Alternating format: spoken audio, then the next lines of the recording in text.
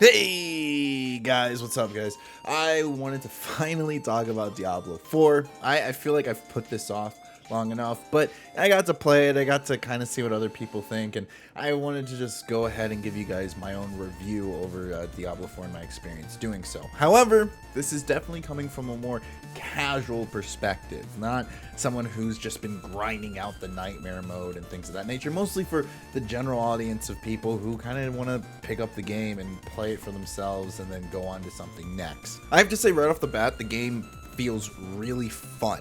I think the core essence of the game and the fundamentals of everything behind it are really good. It's great seeing you just destroy waves and waves of enemies. Most of the classes feel fun. I think the melee classes don't really fit into this type of game that well. Mainly the druid and the barbarian. Now, I don't think the druid is fully melee, but especially with the barbarian, it is annoying when you have people that teleport away from you, or enemies that jump, or even just run away and kite you, and you're basically just like melee class, and having to chase a boss around is just real annoying in that factor. However, rogues, they're the best class in the game. Just pick them. Here, you want to be doing yourself wrong. The thematic. Why? Because I said so. Because I love it. Because I just so happen to be playing rogue. That's why. And that goes to show, early game wise, it's great. I think playing through the campaign is fantastic. I myself enjoyed the campaign. It was thematic. I enjoyed that your own character with your armor is in the cutscenes. I loved how every portion of it had a little bit of loss, where they would get you attached to a certain character and let you see their grief, and it went towards character building throughout all of the acts that you went through. If you buy this game for just the campaign alone, you can get to level 50 easily, and I think that experience from level 1 through 50 is a good experience and worth the price of admission alone. If you're like me, you probably value your video game time at $2 an hour. So if you spend $60 to $70 on a game, you get about like good 30, 20, 50 hours out of it.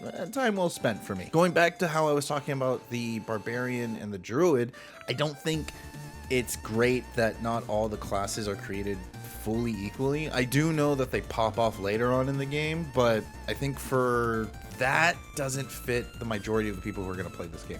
I think if you're the top percentage of people that play this game, you're not necessarily worried about the early game stuff. Whereas the majority, the large percentile of people that are going to pick up this game and then drop it for the next thing that comes out, they aren't going to have the best experience with something that starts off weak. So I would look into that before you pick your class. And if you don't mind, and if you just really want to grind it out, by all means have fun with that. But I think all classes should just start out strong. And I don't know if this is more of a nitpick or a critique, but in my opinion, I think all classes should start out strong because it's just more fun that way. Why would you pick a class that doesn't feel fun right off the beginning? And when talking about fun, I mean the core of the game, what I was talking about earlier, which is the most fun, is the grinding, the dungeons, and the looting. However, the dungeon aspect of that doesn't feel great. I think the grinding's fun. I think there's so many different types of enemies that all somewhat function the same way but slightly different, which makes variety feel really great. So when you're going through just hordes and hordes of enemies and you're taking them all out with maybe a routine that you've built up through your abilities, or even just a party of friends, it just always feels satisfying. I think the game is less satisfying when you don't have stuff to grind out, when you're just running into a couple of guys here or there, but you get those giant waves, and whenever you just massacre them, or you're struggling and you have elites on top of you, it's fantastic. However, when you're doing those dungeons and you go against 3 succubus and then they just add a 4th succubus, you're like, come on, give me more. Give me more at this point. The dungeon aspect is, well, probably my least favorite part about the game. Probably the part that I complain the most about the game entirely. Honestly, I think it is the worst part about the game. I think the dungeons work, but there's just a couple things that I wish they would change. Also, they had a dungeon reset in the beta that they took out, and it kind of ruined the quality of life of things for people who just wanted to level really fast and not have to do all the extra stuff behind it. Every dungeon has a task for you to complete. It's go get the 2 keys that are separated on either side of the dungeon, go save this many civilians, go kill everybody in the dungeon, and it's always there to get you to the boss room, to get you past that last part.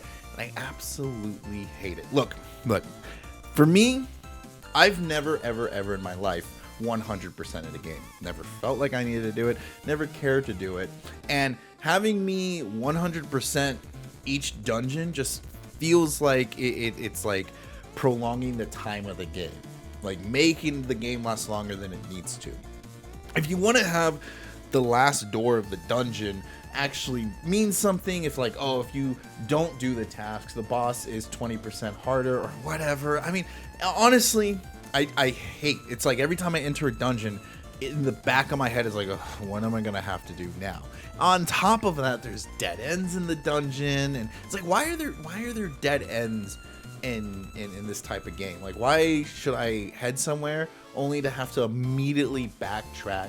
And sometimes those dead ends don't even have enemies in them. So it just, some of the dungeons just feel like I get the idea, like maybe it's supposed to give this immersive experience of like, oh, there was something once here, because the map is very detailed and it's really pretty to look at, and there's even moments where you could stand somewhere and watch as this awesome architecture that is ahead of you, and it is very awe-inspiring, and I do appreciate the attention to detail they put there. But when it gets in the way of my gameplay, that's when I get bothered with it. So there's just these little things that I just don't appreciate when it comes to a dungeon. I think, like, just let us go through. If I find the door early and I want to go through the boss room, let me go through the boss room. Better yet, here, I just thought of this right now. If I complete your task before I head into the boss room, I get more loot. Like, there's a 10%, 20% extra chance to drop an epic or something, which leads me to the loot. I think early on, you're always getting loot. You're always getting something, and it's great. I love loot. It's the reason we play these types of games, is to get that dopamine that constantly drops whenever the loot does as well. However, just like in MMOs or other RPG games, you're getting the same loot towards the end game, but maybe instead of getting, you're getting, I don't know, the numbers are like 1 point different. So you're min-maxing for things that don't necessarily matter as much, and you're grinding for loot that doesn't do crazy difference than the loot that you've gathered beforehand. Other than that, I think the loot's great. Again, most of my complaints have to be like mechanically with the dungeon or quality of life, which I need to get into right now, and endgame. I don't find endgame to be that enticing. Like, there's nothing, I think, keeping anyone there for endgame other than actually playing and trying out different characters, and that's about it. Like, you make it to endgame, you're able to like min-max your build, your class, and then you're like, all right, let's do this with another character, and you rinse and repeat, so you get to kind of go through that 4 different times. But how many times you're gonna kill Lilith until it's just like, oh well, I just don't need this item. That's where I feel when it comes to that part of the game. But I think that's more opinionated than anything else. I do think having more in-game activities or something where it's like only in-game people can do might fix that. But we are, there are more seasons to come. We'll see. They are a little slow on their updates, but yeah, we'll get into that. And lastly is the quality of life for me. This is more nitpicking than anything else, but I already discussed how they took out the reset dungeon part. They also, there's these little things. Like, I really like whenever you salvage an item, you are getting the transmog for it. That's fantastic. However, whenever you go and you need to get the artifact off of the item, you need to get the power from it, and you're destroying it from a different place and it's not being salvaged, you don't get the transmog. So it's like you're choosing one thing over the other, where I don't see why you just don't get this transmog every time you destroy an item, because then it just makes you kind of want to balance those scales. It's more of a nitpick thing. It's kind of a quality of life. There's some other little things here or there, like the mounts. I thought it was so cool that we got to have mounts and we got to run through the map way faster. And this is more of a critique, but what's the point of giving us mounts if you're gonna put roadblocks everywhere? And why is there a cooldown on the mounts? Like we're riding the mount for 5 seconds, and then I'm exaggerating with the 5 seconds, of course. And then there's a roadblock, and then I have to jump off my mount, and then I have to fight the things, and then I gotta wait for the cooldown because I min-maxed my build, so I'm killing the things in less than a second. And then I walk for a little bit, and then I jump back on my mount, and then oh no, another roadblock. It just made it feel like, why are you gonna make this huge, expansive map and then make me like take away the fun thing that I had to go through 3 acts to get to? That was just annoying. I get rid of the roadblocks, or at least like get rid of the cooldown of the mount, so at the very least I can hop off my mount and then jump right back on it, because it's just the whole reason I got the mount was so I wouldn't have to stop and fight every mob that tried to aggro me. Though I do think the best part about this game is how simplistic it is. I know a lot of people, I couldn't help but see how they would complain about certain aspects of the game. And the people that didn't like this game, I think found just one thing and just really harped on it and that's fine. If that's why you don't like the game, your opinion's validated. But, you know, overall, the game itself is really fun, and even though the things that I complain about are things that, you know, bothered me, there aren't enough to just ruin my experience of playing Diablo. A big part for me was creating my class the way that I wanted it to make. I actually went and just watched tons of YouTube videos of people who played Rogue and was seeing what they would try out, and then I made my own video of like the best way to play Rogue, which you should totally go check out. It's actually kind of fun, and I'm pretty sure my class that I built is still like the top tier class that you make. Unlike the other types of games like this, like I want to call it Path of Exile, it's not crazy complex where you have to essentially do spreadsheets to figure out how to make your character work. You pick one thing, you pick another thing, and then the stuff works. It just works. And then you can change it on the fly. Money, dumping your money into it is okay. I guess you have to have something to spend your money on in this game. But once you figure out what you like and how you play and whether you want to min-max it or you want to just play around with your friends and have some fun, the game really has its stride. And one person's way of playing a rogue can be completely different from another person's of playing a rogue, and that goes the same for the other classes. And seeing how you can just really personalize your character with this simplistic way. Don't get me wrong, there's always going to be metas. There's always, if you're wanting to do the endgame nightmare way, there's always going to be the one way to play a class.